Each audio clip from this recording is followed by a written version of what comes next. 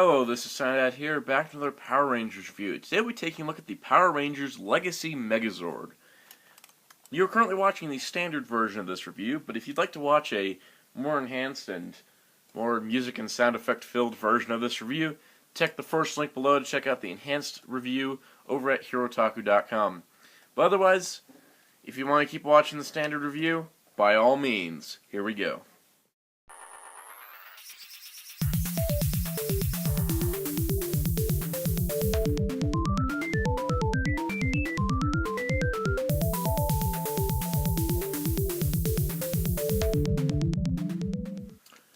Alright, so here we are, the Mighty Morphin Power Rangers Legacy Megazord, part of the Power Rangers 20th Anniversary toy line. Now, this is a Toys R Us exclusive release, much like the Legacy Power Morpher before it. It is part of the Legacy line, which is an adult collector-themed series of Power Rangers toys, which is why you have the age 15 plus up there, much like how the Legacy Power Morpher was. So the Legacy Power Morpher was a brand new mold of the Power Morpher. Everything was new on it, some new sound effects and all that. And it had die-cast metal, of course, which is why it's so weighty. This, though, on the other hand, took the Mighty Morphin Power Rangers 2010 Megazord mold, which you can see here, that I did review back in 2010, and gives it die-cast metal and complete show-accurate stickers and paint apps. So, that is what makes us a worthy purchase. Unfortunately, what doesn't make it a worthy purchase is its $80 price tag, I think is what it's currently at. It was $70 when I had it, and I used my Toys R Us employee discount to get a little bit of money taken off the price, but it's still an expensive item, and really, for $70, if you already have the 2010 version, I can't really recommend it. Saying that right now, unless you are a die-card Power Rangers fan who wants an accurate-looking Megazord to go with the upcoming Legacy Dragon Zord, then this is only for those people. This is for the people who either never got the 2010 version, never had the original, or the people who maybe had the original, didn't, or have the 2010 and want an accurate portrayal for the upcoming Dragon Zord. And that's what I'm going for. This is the reason I bought it, was to make it look uniform with the Dragon Zord. And also because the Dragon Zord may be a little bit heavy, and I'm not sure how stable the 2010 is going to be. But, all that said, I'm really glad with my purchase. So, taking a look at the box here, we can see that it's replicating the original Mighty Morphin Power Rangers box for the Megazord. I don't have that one because I was born after it came out, and yeah. But as you can see, it's a nice cardboard box. It's the same kind of material that Bandai Japan uses for their boxes. You can see the 5 Dino Zords along the bottom with the warning and safeties, but you got Megazord is prominent with the Legacy there. The Power Rangers 20th Anniversary logo is up here in the corner area, and also metallic paint and die-cast parts. So you got that there. On the side, you got the old story of the 5 teenagers' attitude, recruited to protect the Earth against the evil Rita Repulsor, led by the heroic Zordon. They receive superpowers beyond their wildest dreams, something to the power of the dinosaurs. They transform their more phenomenal team into those Mighty Morphin Power Rangers. Also, it's advertising the Armored Mighty Morphin Red Ranger, which is understandable. I thought someone was saying that they should have been advertising the SH Figuarts Red Ranger, but considering that's only sold through specialty stores at this time, and not in like Toys R Us where this was being sold, that's understandable. Anyways, 5 Dinozords can morph together to become the Mighty Megazord. Megazord can morph into attack tank mode. So you got all the 5 Zords. Really, really cool. Bottom of the box is a contents list and such. But yeah, really, really nice box. There's the secret of the Power Zords. I'm just going to let you read that. That's cool. And the Megazord stats, which I thought was neat. It's 333 feet tall, 172,000 pounds, yada yada. So, without any further said about the box, since I've already spent 4 minutes on it, let's look at the actual Zords. So we begin with Mastodon because I follow the roll call order, or the morphing sequence order, I should say. But we begin with Mastodon. Now, Mastodon is a Mastodon. not an elephant. It's a mastodon. Not a dinosaur either. But as you can see, as I get a quick 3D turnaround, this is a very nice mastodon. Probably the best out of all the versions I've seen. First of all, in the series, the head of the mastodon was a different shade. It is a gray, silver gunmetal gray like it is here, while the body was black. This was a mistake that was made on the 2010 version, where the head matched the body. Big overstep. Let's take a look at more comparisons in a little bit, but you can see that all the stickers are metallic now, which just gives it this premium look, really. I don't know what it is about metallicness, but it just makes things look shinier and more attractive. And that continues throughout, including the stripes here on the arms. Really nice. Now, the only die-cast in the Mammoth is in its main body section here, which are going to be the arms of the Megazord. So those two pieces there are die-cast. But other than that, not much else to the Mammoth. I said Mammoth several times. It's a Mastodon. I'm sorry. I'm thinking of the Megazord from Ninja Storm. But as you can see, the tusks are metallic paint. Overall, the paint and sticker quality is so much higher than the 2010 version. Then again, you're looking at a $70 Megazord versus a $30 Megazord. Or maybe even less back then. But as you can see, again, aside from the head color issue, they've added metallic paint where it was flat before. The stickers are now properly accurate. This is how they look in the show, not like this. This is a more stylized look. While it was great back in 2010, we've realized that it was wrong. The only thing that this one has is that this is a little bit more accurate, matching up this line with this not being metallic. Well, this is not metallic, but this is. But minor complaint, really. You can tell that this is the better Mastodon, especially when you bring in my old one-eyed Mastodon. he got shot in the head, unfortunately. Poor guy. But as you can see, this one has the inaccurate stickers, like this M is completely off what it should be. But I did like how they had this matching line all the way through. But as you can see, the three Mastodons together, they're about the same size. I mean, the original version, which is also the same as the Sentai mold, is just a little bit bigger and has a movable trunk. And these are chrome on here. I'm glad they left them like this, because basically this Mastodon just looks like the show perfectly. And really, that's all I asked for, and that's what I got. So this is the best Mastodon ever made. I said that when this guy came out. So whenever the next Megazord comes out, that'll probably be the best Mastodon. But for right now, this is the best Mastodon Zord. Alright, so here we have the Pterodactyl, the Pink Ranger's Zord. It's red. Anyways, not too much here with the Pterodactyl. It's always been the most bland Zord. It forms chest armor of all things. See, its feet's made up by the Megazord's cannons, which are removable. As you can see, the sticker detail is very nice. Again, everything's been metallicized. And overall, a pretty good Pterodactyl. It still is just the thing that folds up into chest armor. There's not much. There's never been much to the Zord. Now they did add some die cast, which I thought was amusing, to the head. So this whole piece, the whole head of it is die cast. And unlike the 2010 version, there's actually the pink line on the nose, which is really nice. Speaking of the 2010 version, now my 2010 versions, if you did not know from watching the original video, I did panel line everything just to give it an extra look. So yeah, there's additional panel lines, but you can see the red stripe here when it should have been pink like it is here. Also my terrible panel lining on this one, then again, I don't care enough. You can see the chest sticker, I think, is identical. This one, the Legacy version, is a little bit more metallic. But overall, these are how the stickers should be. This took a more stylized look, just like the others. Also, that is not here because I did this. Also, when you bring in the original Pterodactyl, you still get the same kind of thing. The stripe on the head is still red and not pink.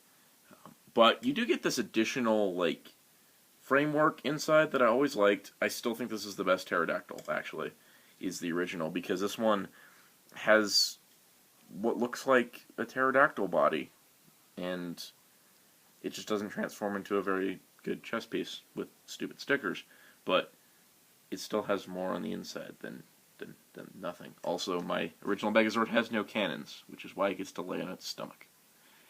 Anyways, moving along. Alright, so here we have the Triceratops. Now this one didn't undergo too many new changes, but a lot of them I like. First off, the tail is made of die-cast now, which makes it really back-heavy when you try to hold it, but this now feels like a solid Zord. You can just kind of plop it down and it will counterbalance out, which is really nice. It doesn't tip back. But the tail is nicely done.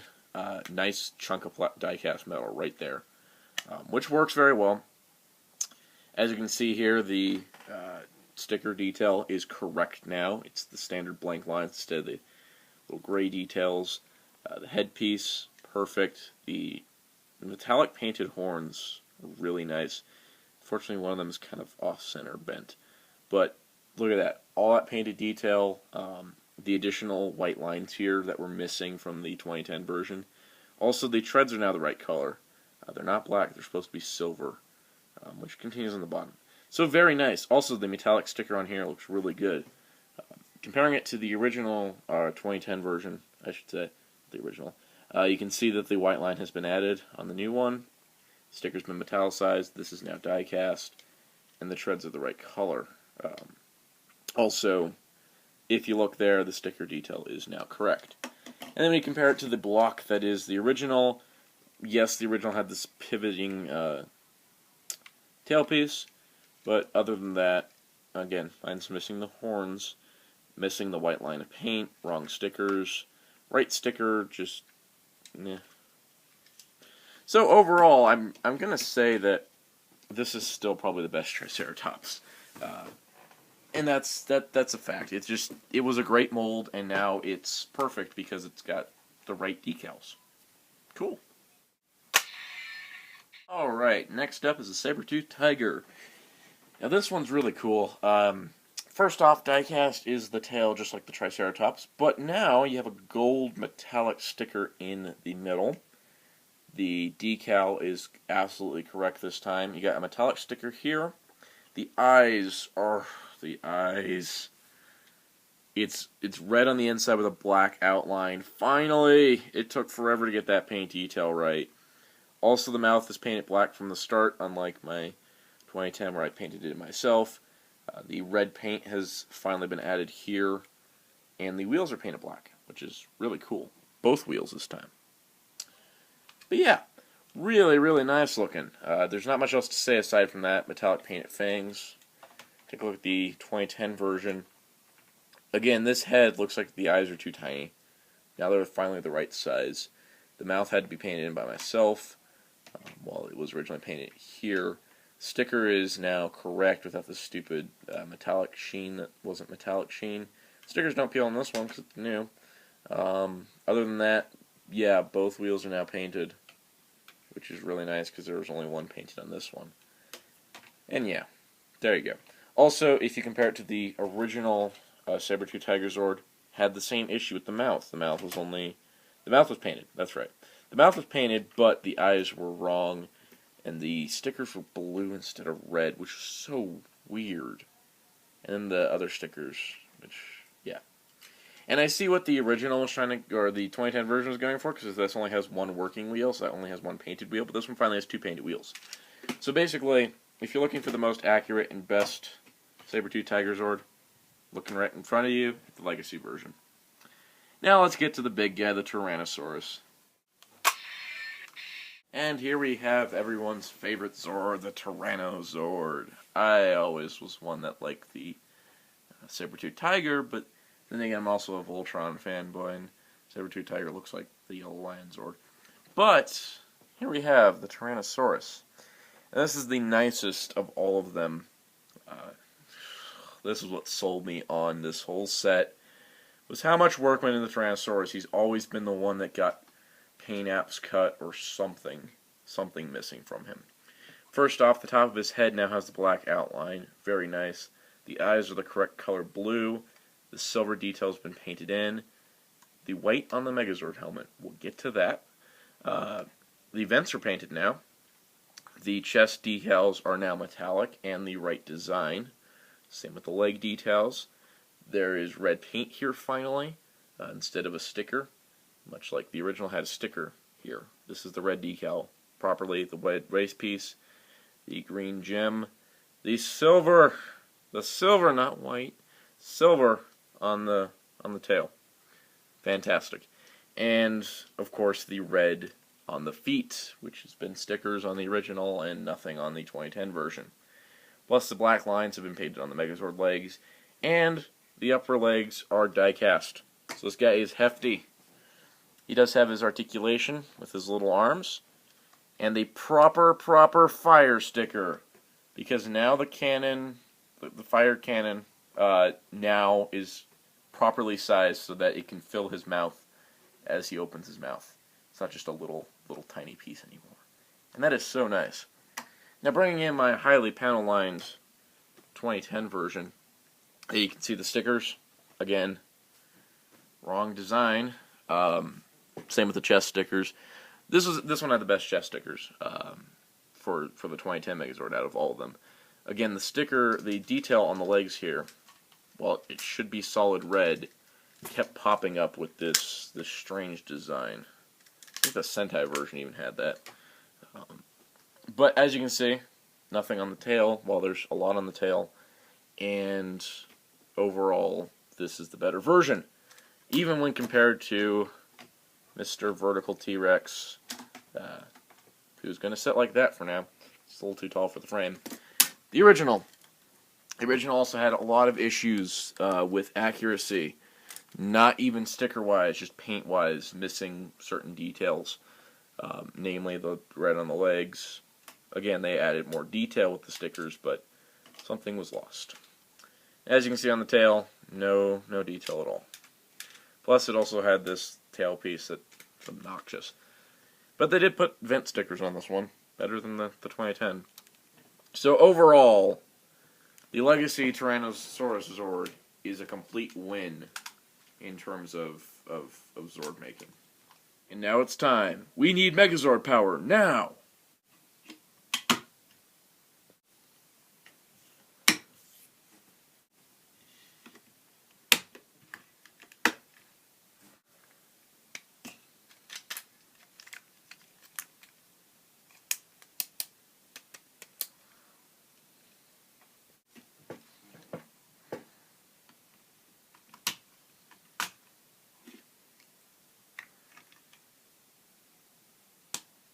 Here we have the Megazord in its often forgotten tank mode. I love this mode.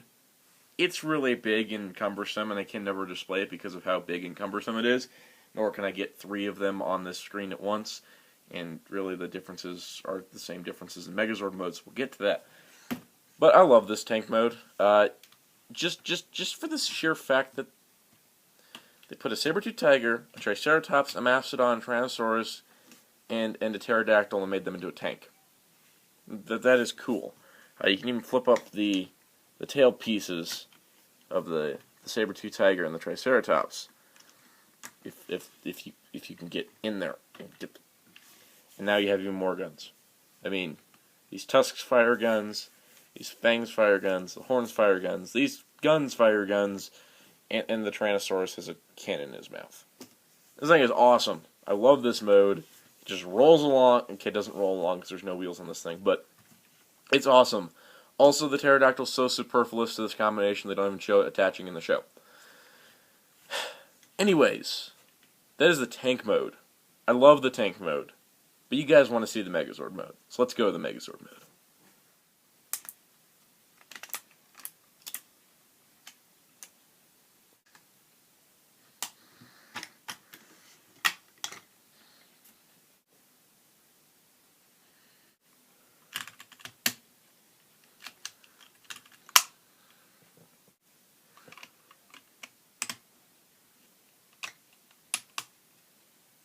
Alright, so here we have the Legacy Megazord all put together. Now there is a few other things you need to add to this to make it just spectacular. The cannons that you pulled off the the Pterodactyl and added to the tank mode. You need to go on the back. And you also can give him the Mammoth's head or the Mastodon's head as a shield. And, of course, the Power Sword, which is all chromed out and cool. It's just really tight grip and it scares me. And now you have the Megazord. And it is the Megazord. This is, in my opinion, the best version of this Megazord. Right here. And do you know why? It's not the diecast. The diecast is awesome, by the way. It's not necessarily the sticker detail. It's the painted detail. Because when you bring in each version of this Megazord that has been released in the United States of America, you realize they're missing one detail. Okay, there's a couple missing. There's one missing too. They're missing one major detail. The additional white lines and the white trim around the face. They usually get the eyebrow trim. But the white lines on the horns, and the white lines around the black sections of the face, have never been painted in on this Megazord before. And that is such a defining feature of the Zord. These two look bland now that this one has them. Now, of course, this one was initially missing the black lines. This one never had the black lines. The stickers overall are more accurate. This is a die-cast version of this with better stickers and that new paint. But that's pretty much it. That's your comparison. That's all you're getting. And so, when you look at it, that slight detail should have been in there the whole time. Even if you upgrade the original Megazord with the repro labels, which would make it look as accurate as this does sticker-wise, it still wouldn't have those details on the head. I'm not sure exactly even if the Sentai version painted those in. And I know why it's never been painted in before. Because we never had a high-end Megazord that's had the budget to have hand-painted lines like this. It's awesome. It's such a minor thing when you think about the grand scheme of a good Megazord toy. But this doesn't just make it a good Megazord. It makes it the best Megazord. Sure, Super Robot Shigoken Daijujin is highly articulated. Sure, the original is a bit bigger. But this one has all the details. This one is fully accurate. This one looks like if the robot existed in real life, it would be metal. It would have this metallic sheen to it. In the series, the cameras just didn't pick up the metallic sheen. I know some people complain about the metallic sheen, but when you have diecast, you can't do much about it. But it just gives it this ambiance and look of this is the best Megazord that cost you the most money. And unless a Solo Shigoken Daijujin ever comes out, which it probably won't, because G-Ranger's not popular in Japan, this is it. This is the best Megazord that we're ever going to get. Unless they make a completely new mold, kind of thickening it up a little bit. But right now, it's slimmed down, it looks good, it looks like the Megazord from the show. And it transforms, and it's minorly articulated. I mean, you can rotate his shoulders in a really tight joint. Also, he's Zord Builder compatible, so if you want to crush your Megaforce Zords, have fun. Yeah, a lot of die-cast in his upper half. If you take these legs off, most of his weight is from the torso. But it's well balanced. All the die-cast does not make it heavy. Top heavy, back heavy. It's all well balanced so that the figure does not fall over. Is the Legacy Megazord worth it? Well, it depends on who you are. If you're a person who has the original and the 2010, I could see it being a hard decision to justify the purchase of it. If you are somebody that doesn't have the 2010 or the original, by all means, get this. It's probably the best price you're going to find for a Megazord. Still see the 2010 going for ridiculous amounts of money, and of course the original goes for ridiculous amounts of money. I was lucky to get my original Megazord at a thrift store for $10. But then again, I also got my original Power Morph for 25 cents at the same thrift store. So, take it or leave it. But it is worth the $70 price tag, in my opinion. Some places may sell it for $80. I would say gather up some coupons, find a good deal, go for it. It's awesome.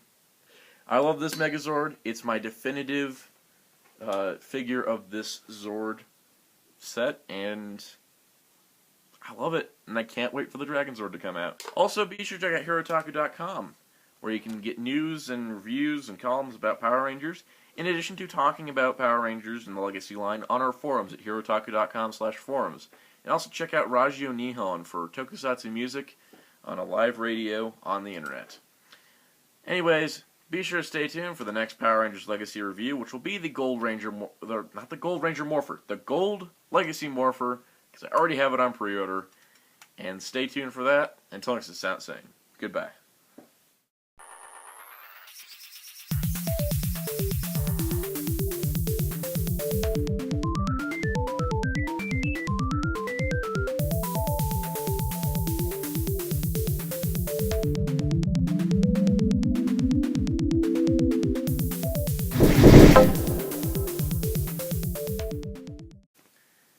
So the ultimate question is the Legacy Megazord better than 10-inch talking Robo Knight?